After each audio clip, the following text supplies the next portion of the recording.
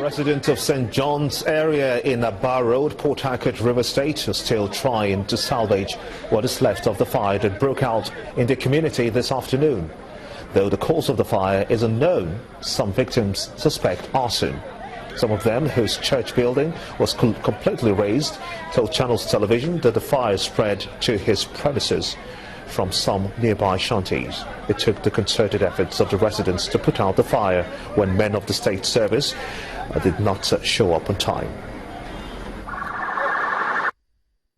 Just this afternoon, as I come, there was nobody in the church. So I was open the door of the church, and immediately I hear people shouting fire, fire in this bacha that's there around the church. So fire was burning inside the room. So the man, the owner of the house, was throwing water inside the room. Communities under the Imo State Oil Producing Area Development Commission are protesting the alleged neglect by the Enugu Electricity Distribution Company EEDC and the Imo State government. The angry residents say that they have not had electricity for 5 years. Reacting to the people's protest, the EEDC says that the Imo State government has not fulfilled its financial commitment, forcing the EECD to disconnect Oguta communities 6 months ago and not 5 years, as claimed by the protesters. This is Oguta town, one of the major oil-producing communities in Imo State, sharing a border with more than 20 others under the Imo State Oil Producing Area Development Commission. The sad story of neglect also abounds here. Residents are aggrieved over the non-supply of electricity for more than 5 years. Their anger took a new dimension as young and old took to the streets to protest against what they describe as the continued marginalization by the Enugu Electricity Distribution Company and the Imo State government. There are some people at the helm who are supposed to be responsible for this. For whatever reason, they are not doing what they ought to do. We do not want to speculate because we are not there, all right? But we believe that there are certain things that ought to be done that is not being done by certain people. They were not paying. They promised. They were not paying. They promised that as oil producing a town that they are supposed to pay for us. We have been deprived of our rights. So that's why we are trying to let the people, the government in particular, know that Oguta people are left out. We are in darkness for the past 5 years. Reacting to the claims, the managing director of the Enugu Electricity Distribution Company debunked the allegations, saying that they've only been disconnected for 6 months because the state government has not paid the bills for Isobadek communities running into millions of naira. We will work with the communities and with the state government to find a payment plan that is amenable to all parties. But I would encourage the Oguta community and the other communities that are affected by this Isobadek to direct their pressure onto the state government so that we can have a tripartite, a three-party meeting with us, the state government, and all of these communities together and work out a payment plan so that we can immediately get them reconnected. We would like nothing better. He says the company is willing to negotiate a new deal with the state government to solve the problems. The state government maintains that it has always fulfilled its payment agreements with the EEDC, claiming 5.5 million naira was still paid 2 months ago. The protesters should rechannel their protests to EEDC and ask EEDC that 5.5 million naira was paid to them last 2 months, and yet no power supply was given to their communities. Does it mean that this 2.5 million being paid every month, and even the bulk 5.5 million naira paid to them last 2 months was just for jamboree? Meanwhile, indigents continue to suffer, praying that a solution would come soon so they can go back to the life they used to know when electricity was the least of their problems. More stories now. The Kwara state government has decided to embark on effective taxation in a bid to increase internally generated revenue. The governor, Abdul Fattah Ahmed, says that the move will also make the state more economically sustainable and financially viable to meet the developmental needs of its citizens. During the launch of the State Internal Revenue Service building, Governor Ahmed said the step will also reduce the overdependence on federal allocation needed to execute projects in the state. In the face of current economic challenges in Nigeria, it has now become pertinent for state governments to realign their expenses and identify new sources of revenue to meet the developmental needs of the people.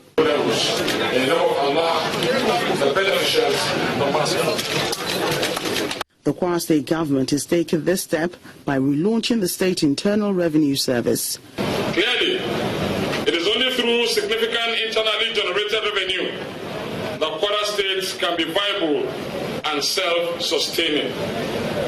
Thus, it has become imperative to wean ourselves from the Federation account and, as a matter of urgency, identify new sources of revenue or become innovative in the mode of collection of our revenues from existing sources.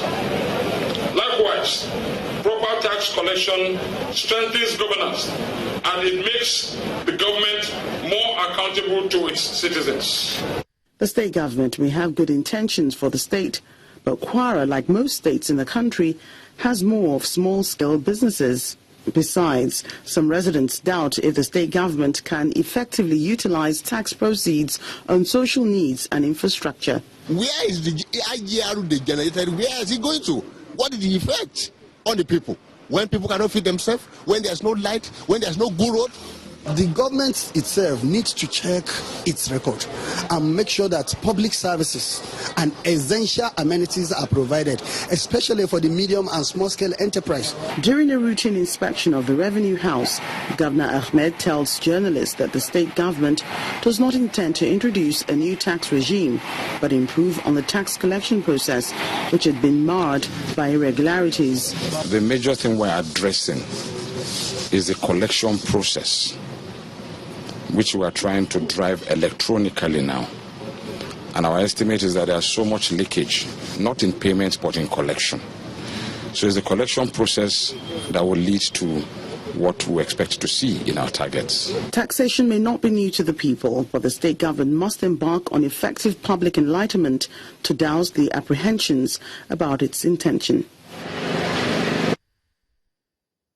Nigeria must develop the manufacturing sector to effectively address some of the economic challenges currently facing the country. This is according to the acting managing director of the Nigeria Export-Import Bank, Mr. Bashir Wali, who observes that Nigeria should be able to produce commodities for local consumption as well as for exports.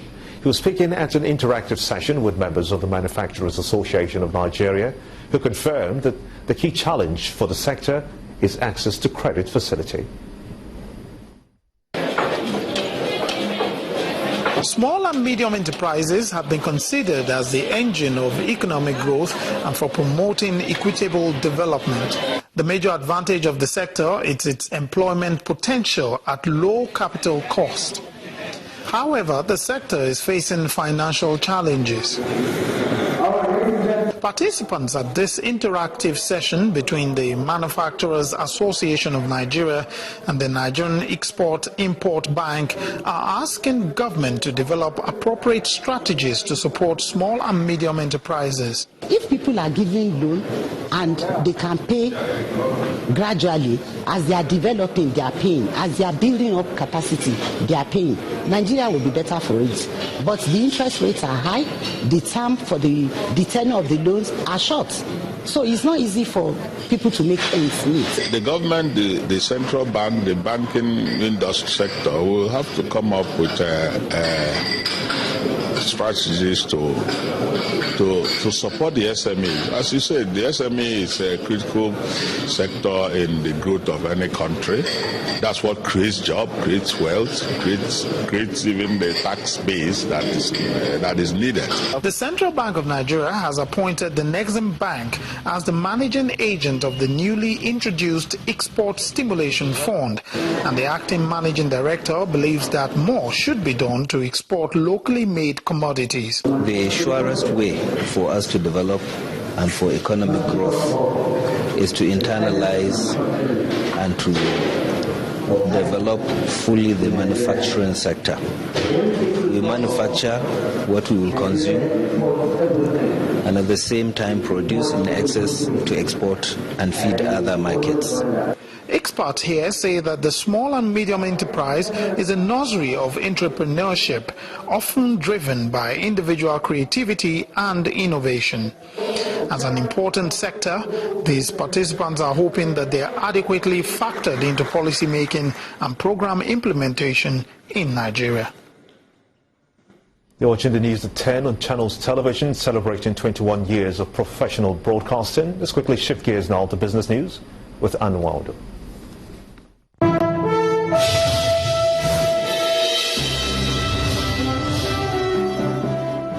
Thank you, Gimba. A quick look at the business stories at this hour. The national ratings of 8 Nigerian banks have been affirmed following the downgrade of Nigeria's long-term local currency issuer default rating to B+ from BB-. The banks, according to Fitch Ratings, are First Bank of Nigeria, United Bank for Africa, Fidelity Bank, Diamond Bank, First City Monument Bank, Union Bank, Stanbic IBTC, and the Bank of Industry and Stanbic IBTC Holdings. Fitch explains that these banks, apart from UBA, Stanbic IBTC and Stanbic IBTC Holdings, are very sensitive to a weakening ability of the Nigerian sovereign state to provide support. The national ratings of Bank of Industry are driven by potential sovereign support, reflecting its 99% state ownership, its policy role, and the bank's strategic importance to Nigeria's economic and industrial development. As more companies plan to raise capital in the market, the strategy may come out unsuccessful owing to a weak operating environment. But that's according to a stock trader, Mr. Rotimi Fakaijo, who was on our program Capital Market this evening. With the performance of the market so far, it should be suicidal for these companies to come and do equity. We've heard from Flour Mills Nigeria PLC. They will be coming to do equity that rights issues to be specific. Right. And I think they've been battling with this for a very long time, and I think they want to give it a try this time around. But I think that may not really be difficult if they have foreign or some specific investors which may have already shown interest, and I think that way it may be successful. But for what we've seen in the past, when Transcorp Hotels came, I think it wasn't really an easy one for them. When even the time that Access Bank and UBA did theirs at that time, even with a little amount of money that was being raised, I think it was a very difficult task.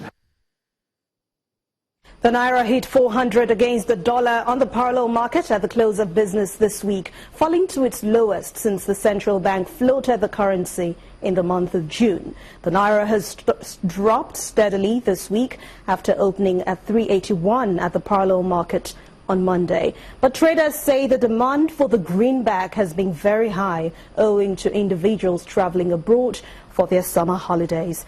At the interbank spot FX market, the local currency ended at 318 Naira 91 kobo to a dollar. Average interbank lending climbed to 19.55% following a steep drop in system liquidity levels. The Naira money market opened the week with a positive balance of 145.87 billion Naira, but closed negative at 46.13 billion Naira. That's due to debits from OMO auctions and a CRR withdrawal of 15.7 billion Naira. Meanwhile, overnight rates surged to 20.04%. And that rounds up business stories for this week. Thank you for watching. I'm Anne Umawadu. Back to you, Gimba.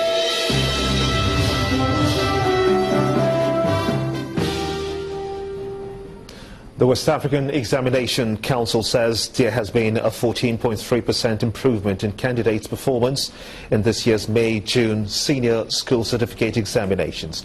We have the story much later in the course of the News at 10. Next on the News at 10, teenager U.S. shooter Virginia Trashers wins first gold at the 2016 Olympic Games in Rio. That's on Sports News. Stay with us.